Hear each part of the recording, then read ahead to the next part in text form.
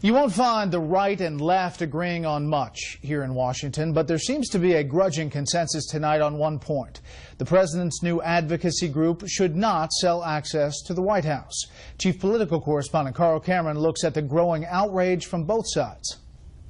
President Obama and his former campaign operation, now known as Organizing for Action, are under fire from the left for offering $500,000 donors a seat on an advisory panel that will receive quarterly meetings with administration officials and even the president. The Washington Post's liberal editorial page slammed the president yesterday, quote, "He ought to come to his senses. If he doesn't, it won't be easy to clean this muck off his shoes later on. How the Obama people are going about it stinks. Organizing for Action should be renamed Paying for Access." The White House admits Organizing for Action is raising big bucks and that the administration will be scheduling meetings with donors, but claims there's no specific amount for access, suggesting it's negotiable and therefore not a quid pro quo.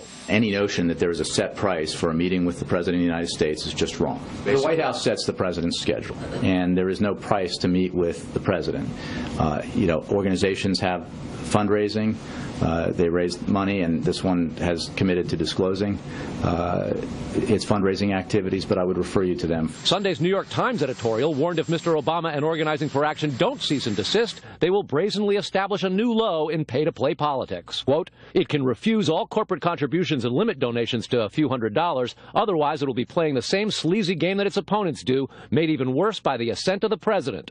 Bob Edgar of Common Cause accused Mr. Obama and Democrats of torching campaign finance reform laws. Focus on reform, focus on reducing money in politics, not putting gasoline on the fire. With the president's traditional allies outraged, the right's fanning the flames of dissent in hopes of spurring an investigation. The idea that the White House is going to have this group, which is so clearly tied in with the president's staff, and not violate the various federal strictures against the White House lobbying the Congress is problematic. Rove's super PAC, Crossroads GPS, created after President Bush left office, accuses the president in a new web attack of breaking his many promises to get big money out of politics. I don't want somebody else pulling my strings. They write the checks and you get stuck with the bill. We've got to change how business is done in Washington.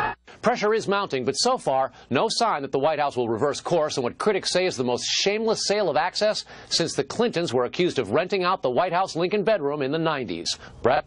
Carl, thank you.